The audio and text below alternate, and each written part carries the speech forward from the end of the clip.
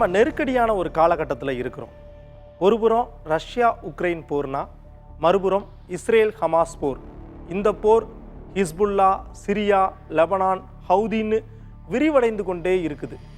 இந்த போரில் ஈடுபட்டிருக்க நாடுகள் ஒரு பக்கம் ஆதரவு எதிர்ப்புன்னு உலகம் பிளவுபட்டிருக்குது. இத்தகைய சூழலில் மத்திய கிழக்கில் ஏற்பட்டுள்ள போர் பதற்றம் பற்றி விரிவாக பேச போகிறோம்.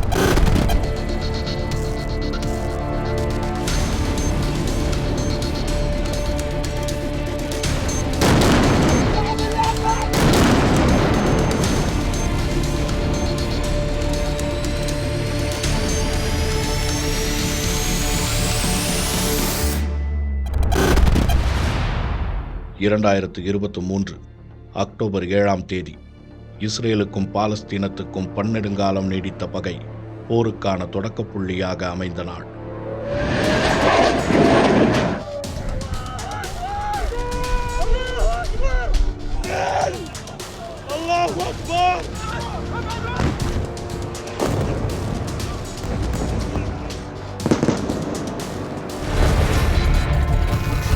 பாலஸ்தீனத்தில் இஸ்ரேலின் தாக்குதல்களால் பகை வளர்த்த ஹமாஸ் அமைப்பு இஸ்ரேலுக்குள் அதிரடியாக ஏவுகணைகளை வீசி தாக்குதல் நடத்தியதில் 1200 இஸ்ரேலியர்கள் கொல்லப்பட்டனர்.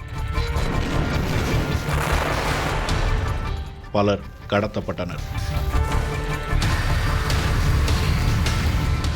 இதற்கு பதிலடியாக காசா மீது இஸ்ரேல் தொடர்ந்து தாக்குதல்களை நடத்தி வருகிறது.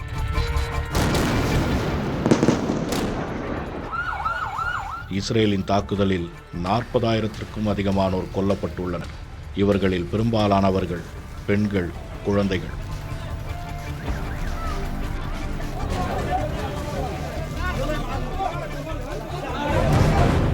காசா என்ற பிராந்தியமே துடைத்தழிக்கப்படும் நிலை ஏற்பட்டுள்ள சூழலில் ஹமாஸ் போராளிகளுக்கு ஆதரவான ஹெஸ்புல்லா ஆயுத குழுவும் இஸ்ரேல் மீது தாக்குதல் நடத்தி வருகிறது.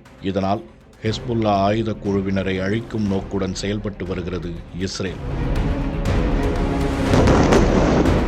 ஹெஸ்புல்லாவுக்கும் இஸ்ரேலுக்குமான பகை அரை நூற்றாண்டு கால வன்பம்.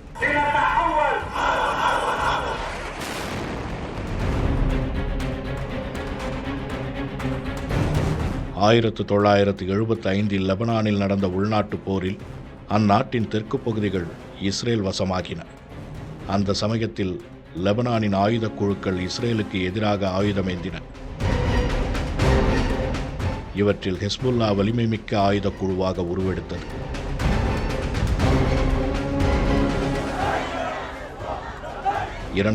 ஆண்டில் லெபனானில் இருந்து இஸ்ரேல் வெளியேறினாலும் எல்லைப் பகுதிகளில் தனது இருப்பை விலக்கிக் கொள்ளவில்லை.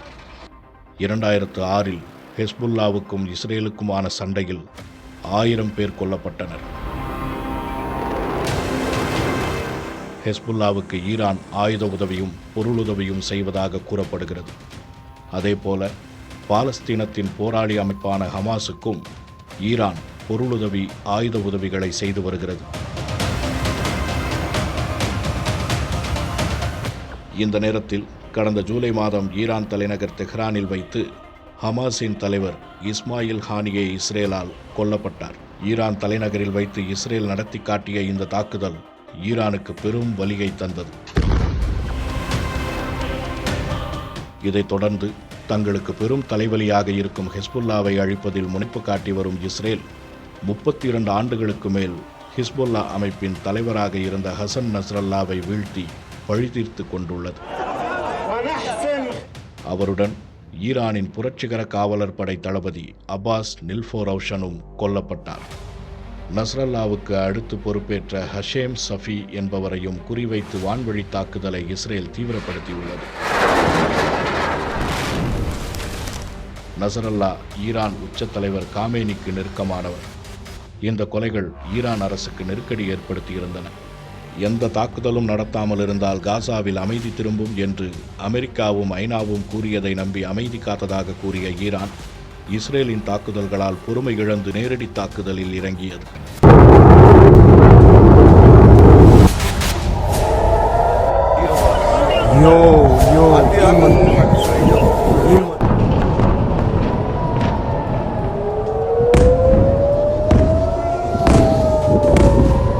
Okay guys, we gotta go. off the roof. These are coming down right next to us here.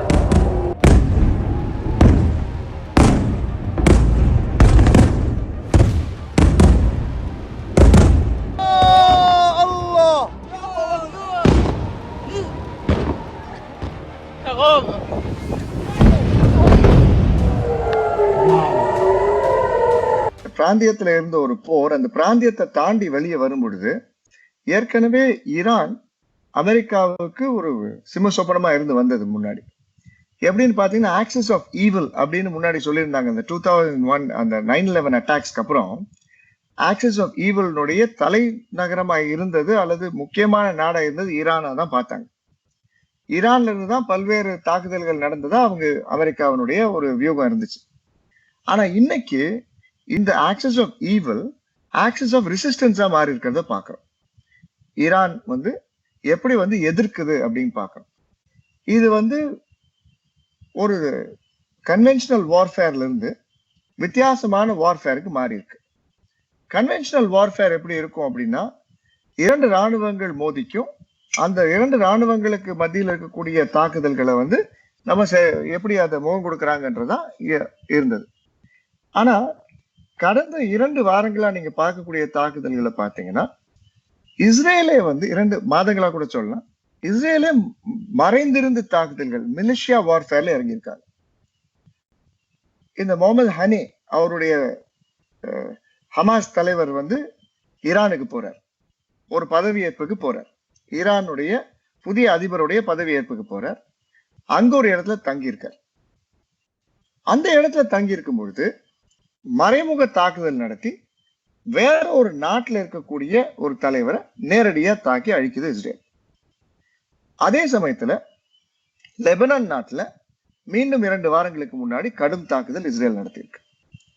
இது எல்லாம் ஒரு தற்பாதுகாப்பு நடவடிக்கை அப்படின்னு நம்ம சொல்லி நினைச்சாலும், ஆனா பாதுகாப்பு நடவடிக்கைகளுக்காக இன்னொரு நாட்டுல போய் இருக்கக்கூடிய தலைவர்களை கொல்றது அப்படிங்கிறது எந்த நாடுமே ஏற்றுக்கொள்ளாது.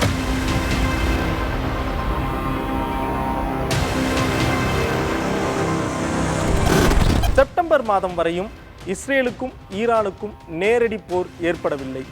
ஆனால் நசரல்லா மரணத்திற்கு பிறகு அக்டோபர் 1ஆம் தேதி ஈரான் இஸ்ரேலை நோக்கி 180 பாலிஸ்டிக் ஏவுகணைகளை மழையாக பொழிந்தது. அதன் பிறகுதான் 2 நாடுகளுக்கு இடையே ஒரு பதற்றமான சூழல் ஏற்பட்டது. குறிப்பாக அயான் டோம் சிஸ்டம் சரியாக செயல்படவில்லை. இத்தகைய ஒரு சூழலில் கூட அமெரிக்காவினுடைய உதவி முழுமையாக இஸ்ரேல் வசம் இருந்தது. இந்நிலையில் இஸ்ரேலை ஈரான் தாக்க பயன்படுத்தப்பட்ட ஏவுகணைகளை குறித்து விரிவாக பார்க்கலாம்.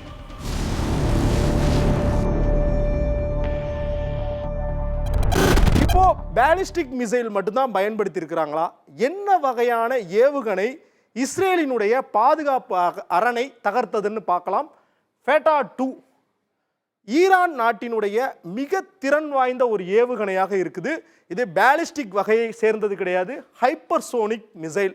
ஹைப்பர்சோனிக்னா சவுண்டு செல்லக்கூடிய அளவிற்கு அதனுடைய வேகம் இருக்கும். இரண்டாவதாக சஹாப் 3 அப்படின்னு கூறப்படுகிற வட கொரிய தேசத்தினுடைய ஒரு தொழில்நுட்பத்தை ஈரான் பயன்படுத்துகிறாங்க. அதன் மூலம் வடிவமைக்கப்பட்ட அந்த சஹாப் 3 சஹாப் சீரியஸே ரொம்ப ஒரு சக்சஸ்ஃபுல் ஏவுகணை ஈரான் உபயோகிக்கிறதுல. அதில் சஹாப் ரொம்ப அட்வான்ஸான ஒரு பாலிஸ்டிக் மிசைல். இப்போது இந்த 2 ஃபேட்டாவும் சஹாப்பும் என்னென்ன சிறப்பம்சங்களை உடையது அப்படிங்கிறத பார்க்கலாம். முதல்ல ஃபேட்டா 2 இதனுடைய தூரம் அதிகபட்சமாக 1400 கிலோமீட்டர் தூரத்தில் இருக்கிற இலக்கை கூட இந்த ஃபெட்டாவால் தாக்க முடியும். அதனால்தான் ஈரான்லேருந்து இஸ்ரேலை நோக்கி எளிமையாக தாக்குதல் நடத்த முடிந்தது. தற்போதுள்ள ஏவுகணை பாதுகாப்பு அமைப்புகளால் கூட இடைமறிக்க முடியாது. இதனுடைய வேகம் அந்த அளவுக்கு இருக்கும். அடுத்து சஹாப் 3 இதை பொறுத்தவரை நடுத்தர தூர பாலிஸ்டிக் ஏவுகணை வகையை சேர்ந்தது. மீடியம் டிஸ்டன்ஸுக்கு செல்லக்கூடியது. அதிகபட்சமாக 1300 கிலோமீட்டர் தொலைவில் உள்ள இலக்குகளையும் குறிவைத்து தாக்க முடியும். இந்த மாதிரியான அயான் டோம், அதாவது இஸ்ரேல் பாதுகாப்பு அரண் என்னென்ன இருக்குது? முதல்ல அயான் டோம் அமைப்பு 70 கிலோமீட்டர் தூரத்திலிருந்து ஏதாவது ஒரு ஏவுகணை வந்தால் அந்த ஏவுகணையை திருப்பி தாக்கக்கூடிய திறன் படைச்சது. குறிப்பாக காசாவிற்காகவும் லெபனானிற்காகவும் இந்த அயான் டோம் சிஸ்டம் என்பது இருக்குது. இந்த ரேடியஸ் பார்க்குறோம்ல, இந்த ரேடியஸ்குள்ளேருந்து ஏதாவது ஒரு ஏவுகணை இஸ்ரேலை நோக்கி உள்ள வரும் பட்சத்தில் இஸ்ரேல் பார்டரில் இந்த அயான் டோம் அமைப்பு இருக்கும். இந்த அமைப்பு வரக்கூடிய ஏவுகணையை தடுத்து நிறுத்தி தாக்கும். அடுத்ததாக டேவிட் ஸ்லிங் அப்படின்னு கூறப்படுற இரண்டாவது பாதுகாப்பு அமைப்பு, அது அதிகபட்சமாக 70 கிலோமீட்டர் தூரத்தில் இருக்கிற ஏவுகணையை தடுத்து நிறுத்தும். அப்படின்னா டேவிட் ஸ்லிங்கை பொறுத்தவரை 40 கிலோமீட்டர்லேருந்து 300 கிலோமீட்டர் வரையும் அதோட ரேடியஸ் அதிகமாகுது, அதோட சர்க்கிள் பெருசாகுது. லெபனான், சிரியா,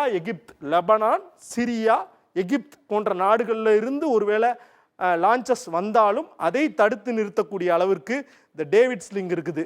அப்போது ஈரான் வந்து அயான் டோம்ப்லேயும் வராது, டேவிட் ஸ்லிங்லேயும் வராது. ஈரானுடைய தூரம் ரொம்ப அதிகமாக இருக்குது. அது ஏரோ சிஸ்டம் என கூறப்படுகின்ற இந்த ஏரோ சிஸ்டம் மூலமாகத்தான் 300 கிலோமீட்டருக்கு மேலே இருக்கக்கூடிய ஏவுகணை வந்தால் அதை தடுத்து நிறுத்துவதற்கான அமைப்பு. லெபனானில் ஹெஸ்புல்லா மிக வலிமையான அமைப்பாக அரசியல், சமூகம், கலாச்சாரம் என வேரூன்றி இருக்கிறது. சாமானிய மக்களும் ஹெஸ்புல்லாவின் வெவ்வேறு பிரிவுகளில் இருப்பது வழக்கம். இதனால் அந்நாட்டில் ஹெஸ்புல்லாக்களை குறிவைத்து இஸ்ரேலின் தாக்குதல் தீவிரமாகி இருக்கிறது. தலைநகர் பெய்ரூட்டின் மீது நடத்தப்பட்ட வான்வழி தாக்குதலில் ஏராளமான கட்டடங்கள் உருக்குலைந்து விட்டன. தெற்கு லெபனானிலிருந்து மக்கள் வெளியேற வேண்டும் என்று இஸ்ரேல் விடுத்த எச்சரிக்கையால் சுமார் 3 லட்சம் பேர் குடும்பமாக வெளியேறியுள்ளனர்.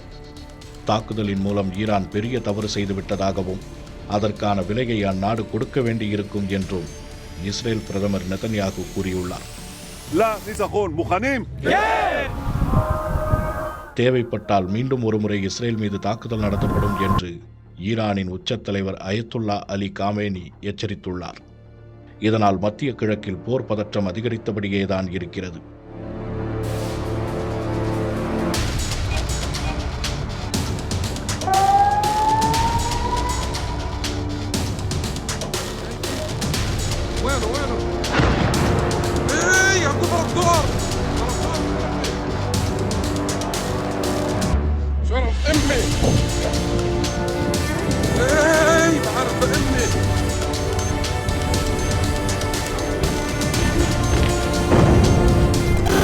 இந்த போர் Israel, Iran, Lebanon, Syria, Yemen உள்ளிட்ட மத்திய கிழக்கு நாடுகளோட மட்டும்தான் சம்பந்தப்பட்டது அப்படின்னு நம்ம நினைக்க முடியாது.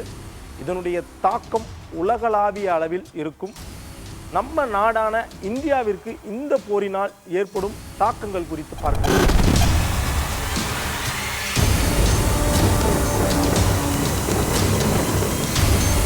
மத்திய கிழக்கில் நடக்கும் தாக்குதல்களின் முதல் தாக்கம் எண்ணெய் விலையில்தான் இருக்கிறது.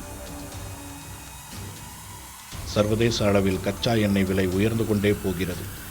ஈரானிலிருந்து இந்தியா எண்ணெய் இறக்குமதி செய்யும் நிலையில் ஈராக், சவுதி அரேபியா, கத்தார், ஐக்கிய அரபு அமீரகம், ஆப்கானிஸ்தான் என இந்தியா எண்ணெய் இறக்குமதி செய்யும் நாடுகளிலும் இதன் தாக்கம் இருக்கும். இதனால் எண்ணெய் விலை அதிகரிக்கும் சூழல் ஏற்படும். இந்தியாவை பொறுத்தவரை வளைகுடா நாடுகளில் சுமார் 90 லட்சம் இந்தியர்கள் வாழ்கிறார்கள். இவர்களால் கிடைக்கும் அந்நிய செலாவணி மிக அதிகம்.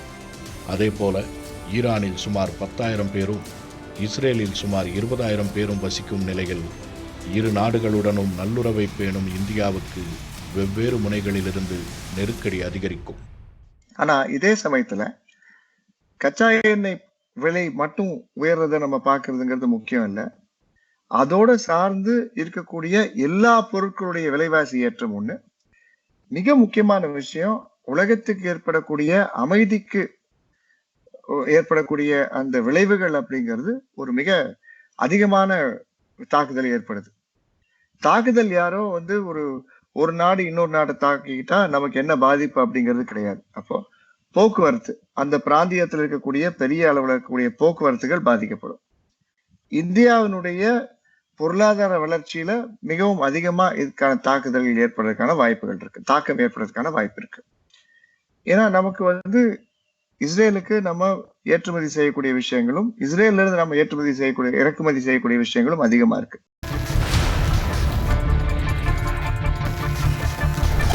ஈரான் இஸ்ரேல் போரின் அடுத்த கட்டம் என்னவாக இருக்க போகிறது? எத்தகைய விளைவுகளை இந்த போர் ஏற்படுத்த போகிறது?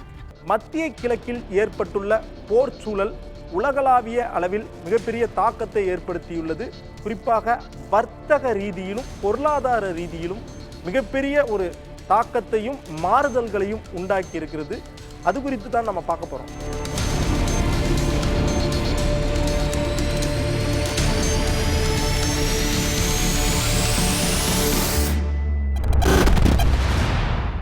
மத்திய கிழக்கில் இஸ்ரேலுக்கு அமெரிக்கா ஆதரவாக நிற்கிறது. பிரிட்டன், பிரான்ஸ் நாடுகளும் ஆதரவு தெரிவிக்கின்றன. ஈரான் மீது பொருளாதார தடை விதிக்கலாமா என்று G7 நாடுகள் ஆலோசனை நடத்தியுள்ளன. இது ஒரு புறம் இருக்க, அமெரிக்காவுக்கு எதிர்நிலையில் இருக்கும் சீனாவும் ரஷ்யாவும் லெபனானுக்கும் ஈரானுக்கும் மறைமுக ஆதரவை தெரிவிக்கின்றன. வழக்கமாக அமைதி பேச்சுவார்த்தைகளை முன்னெடுக்கும் கத்தார் பல பேச்சுவார்த்தைகள் பலனளிக்காமல் போனதால் அமைதி காக்கிறது. அண்டை நாடான எகிப்துக்கும் இஸ்ரேலுக்கும் உறவு சுமூகமாக இல்லை. இதனால் ஆதரவு நாடுகள், எதிர்ப்பு நாடுகள் என உலகம் பிரிந்து கிடக்கின்றன. நடுநிலை நாடுகள் யார் பக்கம் நிற்பது என புரியாமல் தவிக்கின்றன. ஏற்கனவே ரஷ்யா உக்ரைன் போர் உலக பொருளாதாரத்தில் தாக்கம் ஏற்படுத்தி வரும் நிலையில் இப்போது எண்ணெய் விலை ஏற்றம், சர்வதேச கடல் வர்த்தகம் என வெவ்வேறு முனைகளில் சிக்கல்களை எதிர்கொள்ள வேண்டிய நிலை ஏற்பட்டுள்ளது.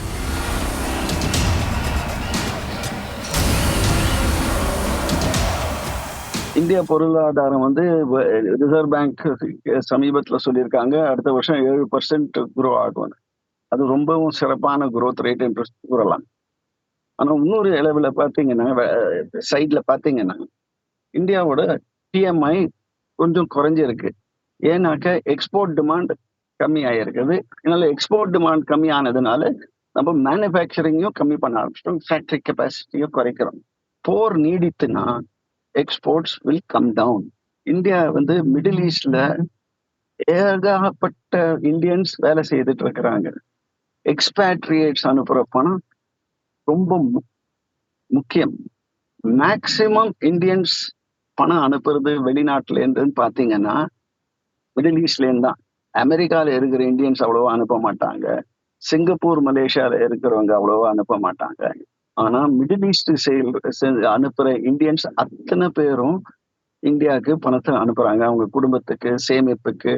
அதனால கட்டடம் வருது, இதெல்லாம் வீடு கட்டுற எல்லாம் இதனாலதான் போகுது. அது ஒரு பெரிய பெரிய பாதிப்பாக இருக்கும். இந்தியாவை போலவே ஈரானிற்கும் சுற்றிலும் இயற்கை அரணாக மலைகள் இருக்கிறது. ஈரானை சுற்றி மொத்தம் 7 நாடுகள் இருக்குது. அதனுடைய கிழக்கு பகுதி, மேற்கு பகுதிகளில் சுற்றி நாடுகள் இருக்கிறது.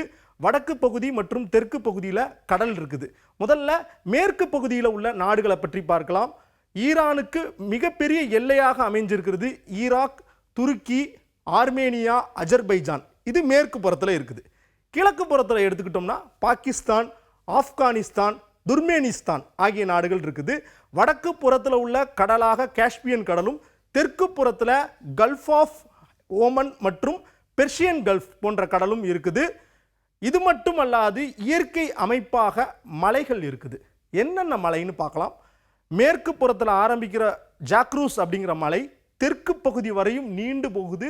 இது கிட்டத்தட்ட நம்மளோட மேற்கு தொடர்ச்சி மலையை ஒப்பிடும் வகையில் இதனுடைய அமைப்பு இருக்குது. பாறைகளும் மண்களும் அதிகமாக இருக்குது. சுமார் 2000 மீட்டர் உயரம் வரை ஆவரேஜாக அதனுடைய நில அமைப்பு இருப்பதன் காரணமாக மறுபுறத்தில் ஈராக்கில் இருந்து யாருமே ஈரானை நோக்கி வர முடியாது. குறிப்பாக ஈராக் போர் நடந்த இந்த 8 வருடத்தில் ஈராக்னால இந்த ஜாக்ரூஸ் மலையை கடந்து ஈரானுக்குள்ளே நுழையிறதே ஒரு பெரிய சேலஞ்சாக இருந்தது. அந்த அளவிற்கு ஜாக்ரூஸ் மலை ஒரு இயற்கை அரணாக இருக்குது. வடக்கு புறத்தில் உள்ள ஆல்போர்ட்ஸ் என கூறப்படுகின்ற அந்த மலையும் வடக்கு புற நாடுகள், குறிப்பாக ரஷ்யா உள்ளிட்ட நாடுகள் கூட அச்சுறுத்த முடியாத அளவிற்கு அதுவும் ஒரு கடுமையான குளிர் பிரதேசமாக இருக்குது. இந்த பாகிஸ்தான், ஆப்கானிஸ்தானை ஒட்டியுள்ள பகுதிகளை பார்த்தோம்னா 2 பெரிய பாலைவனம் இருக்குது. இந்த பாலைவனத்தில் சராசரியாக 50 டிகிரி செல்சியஸுக்கு மேலே வெப்பம் இருக்கும். மேற்கு புறத்தில் அதிக குளிர்ச்சியான மலைகளும், கிழக்கு புறத்தில் அதிக வெப்பமூட்டும் பாலைவனமும், வடக்கு மற்றும் தெற்கில் கடல் பகுதியும் இருக்கிறது. இயற்கையான ஒரு நில அமைப்பை பெற்றிருக்குது. இதனால தான் கடந்த 500 வருடமாக ஈரானோட மேப் லைனில் கொஞ்சம் கூட மாற்றம் ஏற்படலை. இப்போ ஈரானுக்கு கீழே இருக்கக்கூடிய கடல் பகுதி, குறிப்பாக பெர்ஷியன் கல்ஃப் மற்றும் கல்ஃப் ஆஃப் ஓமன் அப்படின்ற கடலை சொன்னோம். இந்த 2 கடலையும் பிரிக்கக்கூடிய ஒரு பகுதி தான் ஸ்ட்ரெயிட் ஆஃப் ஹார்பர்ட்ஸ் அப்படிங்கிற ஒரு பகுதியை சொல்கிறாங்க. இந்த ஸ்ட்ரெயிட் ஆஃப் ஹார்பர்ட்ஸ் அப்படிங்கிறது நம்ம மனித மூக்கு இருக்குது பார்த்தீங்களா, இந்த மூக்கு மாதிரியே அரேபிய தீபகற்பத்தில் ஒரு மூக்கு இருக்கும். அந்த மூக்கு பகுதி தான் ஸ்ட்ரெயிட் ஆஃப் ஹார்பர்ஸ். சவுதி அரேபியா மற்றும் யுஏஇயில் உற்பத்தியாகிற கச்சா எண்ணெய் உலகில் பல்வேறு நாடுகளுக்கு செல்ல வேண்டும் என்றால் அதற்கு இந்த ஸ்ட்ரெயிட் ஆஃப் ஹார்பர்ட்ஸை கடந்து தான் செல்ல வேண்டும். ஸ்ட்ரெயிட் ஆஃப் ஹார்பர்ட்ஸ் அப்படிங்கிறது ஈரானுடைய கட்டுப்பாட்டில் இருப்பதன் காரணமாக ஒருவேளை அவர்கள் தடுத்து நிறுத்தும் பட்சத்தில் உலக அளவில் 21% கச்சா எண்ணெய் மற்றும் இயற்கை எரிவாயுவை மற்ற நாடுகளுக்கு கொண்டு செல்லவே முடியாது. மேற்கு நாடுகள் ஈரானை கைப்பற்றுவதற்கு முயற்சி செய்தாலும் நில அமைப்பு அவர்களுக்கு குந்தகமாக விளங்குகிறது. லெபனானிலிருந்து ஹிஸ்புல்லாக்கள், ஏமனிலிருந்து ஹவுத்திக்கள், பாலஸ்தீனத்திலிருந்து ஹமாஸ் என ஆயுத குழுக்களுக்கு ஊக்கமளித்து இஸ்ரேலை மும்முனைகளிலிருந்து ஊசியாக குத்திக்கொண்டே இருந்தது ஈரான். இஸ்ரேலும் ஈவிரக்கமற்ற தாக்குதல்கள் மூலம் மோதல் தீயை தணியாமல் பார்த்து கொண்டிருக்கிறது. இந்த பகைகளின் பெருவளர்ச்சி தற்போது மத்திய கிழக்கை பதற்றமாக்கியிருக்கிறது. அப்பாவி மக்களின் உயிர்கள் மீது நடத்தப்படும் இந்த மரண விளையாட்டு அடுத்தடுத்த கட்டங்களை நோக்கி சென்று கொண்டிருக்கிறது. போர் எந்த விதத்தில் பார்த்தாலும் மனித குலத்திற்கு பேரழிவுதான். காலம் காலமாக இரத்தம் உறைந்த பூமியில் அமைதி பூக்கள் எவ்வாறு பூக்கும்? எந்த திசையில் ஏவுகணை பாய்ந்தாலும் பறிபோவது மனித உயிர்கள்தானே. ஆயுதங்களின் முனையில் அமைதி நிலைநாட்டப்படுவதில்லை. குண்டு மலைகளில் சமாதானம் பூப்பதில்லை. போரில் ஆயிரக்கணக்கான உயிர்கள் மரணம் அடைவதை உலக நாடுகள் பார்ப்பது வரலாற்றின் அவமானம். மீண்டும் ஒரு நிகழ்ச்சியில் சந்திக்கலாம்.